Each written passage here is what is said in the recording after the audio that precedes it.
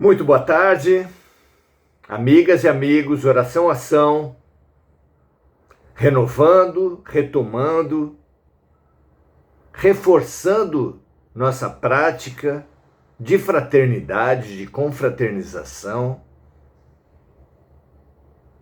e espiritualização.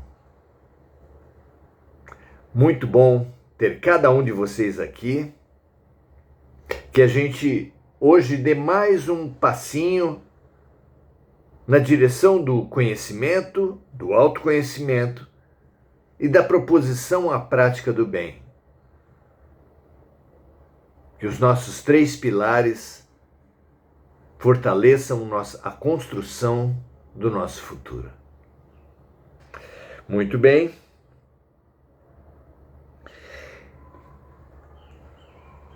A questão da reencarnação passa por um instrumento, segundo a revelação dos Espíritos, que nenhuma outra revelação citou. Nós, antes de reencarnar, participamos da elaboração de um planejamento reencarnatório. Olha que precioso isso. O lugar em que nascemos, a família em que nascemos, o momento em que nascemos, quanto essa vida durará, de que forma ela terminará, entre diversas outras situações, são previstas no nosso planejamento reencarnatório. Ao atestar a importância da religião à qual o indivíduo se filia, emerge uma questão que hoje foi levada a Emmanuel,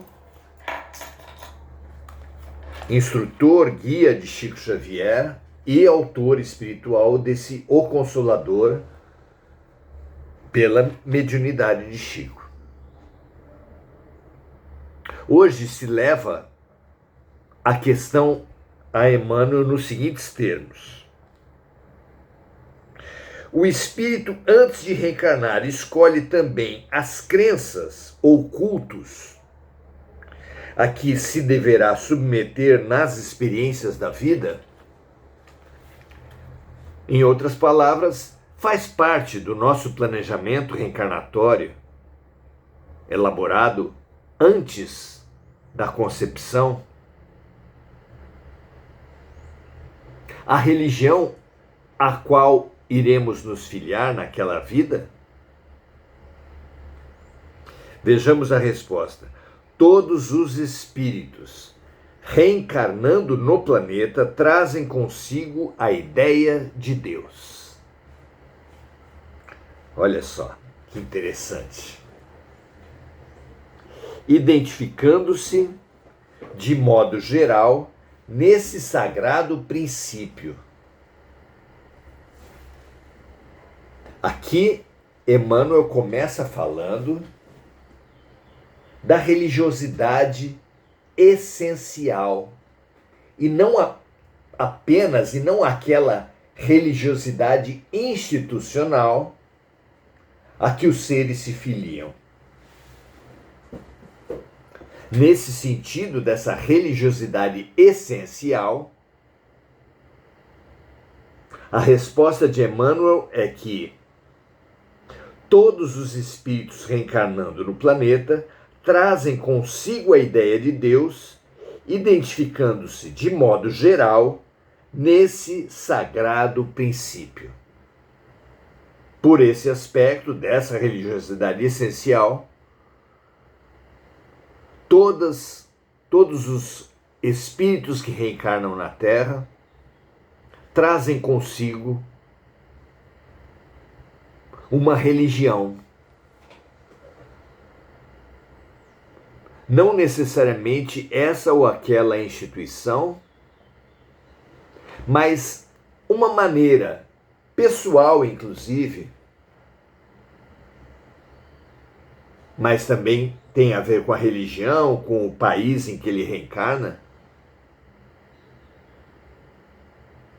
que será a sua ferramenta de religação, de religião com Deus. E continua Emmanuel. Os cultos terrestres, porém, são exteriorizações desse princípio divino dentro do mundo convencional, depreendendo-se daí que a verdade é uma só e que as seitas terrestres são materiais de experiência e de evolução, dependendo a preferência de cada um do estado evolutivo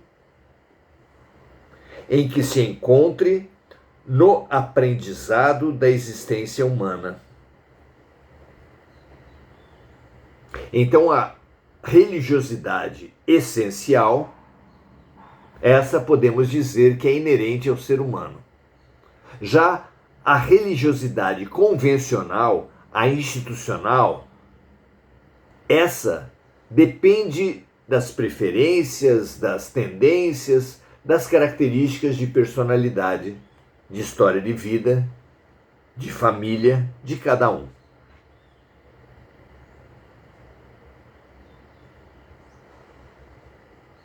Então, os cultos terrestres são exteriorizações desse princípio divino dentro do mundo convencional, depreendendo-se daí que a verdade é uma só e que as seitas terrestres são materiais de experiência e de evolução, dependendo a preferência de cada um do estado evolutivo em que se encontre no aprendizado da existência humana, e salientando-se que a escolha está sempre de pleno acordo com o seu estado íntimo, seja na viciosa tendência de repousar nas ilusões do culto externo, seja pelo esforço sincero de evoluir na pesquisa incessante da edificação divina. Muito interessante a divisão feita por Emmanuel, já que na apreciação das religiões, como em tudo, a ferramenta de Jesus, dai a César o que é de César e a Deus o que é de Deus, é preciosa. Quando analisamos uma religião, fica claro que há uma religião dos homens e uma religião de Deus. A religião dos homens, essa que antes nós chamamos de essencial, ela é essa certeza íntima da existência de Deus no mundo, nos outros seres e em si mesmo, e da centralidade dessa certeza de Deus no nosso processo de evolução espiritual. Por outro lado, como já temos dito aqui hoje, há uma religião de César, e aí César como símbolo de fama, vaidade, dinheiro, poder.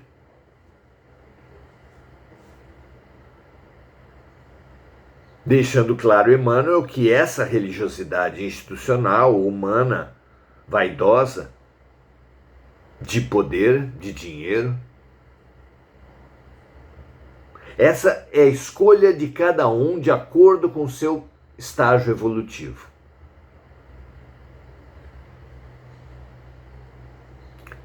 Muito interessante, não é?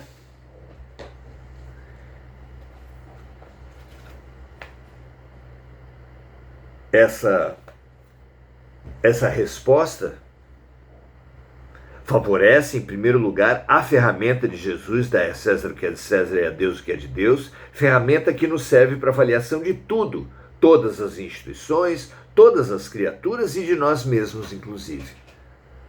Porque em tudo há uma máscara e um rosto, uma aparência e uma essência. E nós precisamos compreender essa duplicidade de seres para não nos apegarmos às aparências, para buscarmos as essências, para entendermos como fica tudo o que nós vemos, não tomando aquilo que é humano como divino, nem criticando, relativizando, atacando aquilo que é divino como se fosse humano.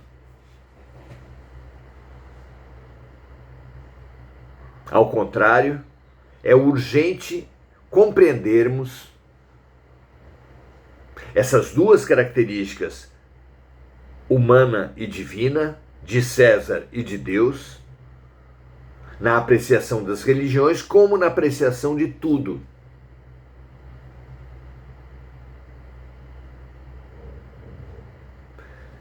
Que nós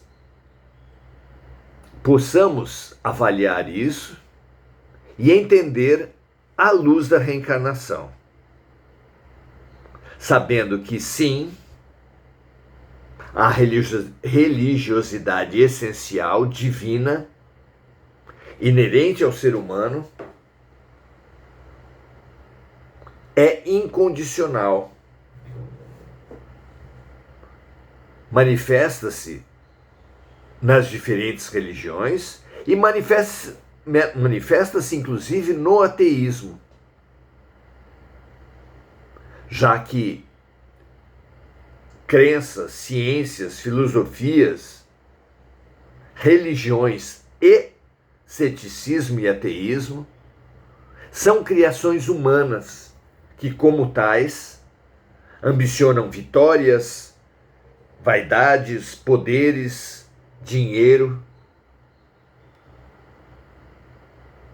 e precisam ser vistas como humanas, como produções humanas, ao passo que a fraternidade, a caridade, a compaixão, o serviço são características divinas. São ferramentas de Deus que nos cabe exercitar, praticar, bem utilizar, para nos fazermos cada vez mais próximos do amor, da beleza, da perfeição de Deus. Muito bom. Temos aqui no nosso encontro de hoje, nos pedimos desculpas pelo atraso, só conseguimos chegar agora em casa. Encontramos agora Rose Lanziotti, que dá o seu boa noite, assim como Adelaide Dias.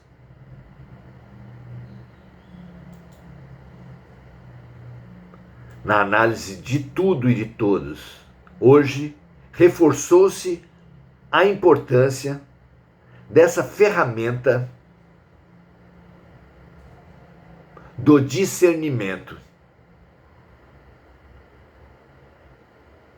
compreendendo na avaliação de todos os seres, de todas as instituições, de todos os problemas, todas as condições, situações, aspectos humanos e aspectos divinos, que nos cabe aos humanos questionar, aprender, compreender, duvidar, mas muito diferente nos seus aspectos divinos, que há também em tudo. É preciso considerar, respeitar, compreender que o que é divino, o que vem de Deus, é sempre para o bem de todos, sempre para podermos viver em profundidade. Temos que dialogar sempre com o Deus interior em nós, com o Deus interior nos outros. Perguntando a cada fato da vida, a cada situação, a cada doença, o que Deus está querendo nos ensinar. Percebendo a cada perturbação causada por aqueles que nos cercam. Por quê? Aquela pessoa, aquela característica me irrita tanto. Compreendendo que estamos no hospital, todos os nossos inimigos, digamos assim, são os aparelhos diagnósticos do Hospital de Deus. E nesse estudo das pessoas e das situações é que iremos refletir o outro espelho para o eu. É assim que refletiremos, avançaremos no autoconhecimento e, através do autoconhecimento, expandiremos nossa evolução, expandiremos nossa compreensão, nossa perspectiva de vida. Muito feliz por ter todos vocês aqui. Amanhã, domingo, teremos uma continuidade do estudo do livro dos médiuns, que estamos começando a fazer, parte a parte, capítulo a capítulo, compreendendo que somos sempre seres interexistentes, aos quais todos nós temos uma vivência com a pátria espiritual, por exemplo, enquanto estamos dormindo, desprendidos do corpo, mas também no estado de vigília, recebemos sugestões, indicações, inspirações, que também evidenciam essa interexistência. E justamente por isso, é fundamental compreendermos o fenômeno da mediunidade. Venha conosco, domingo, 17h30, estaremos juntos, nos estudando, nos aprimorando, nos aprofundando em nós, entre nós e com o todo. Assim seja, graças a Deus, um grande abraço e até a próxima.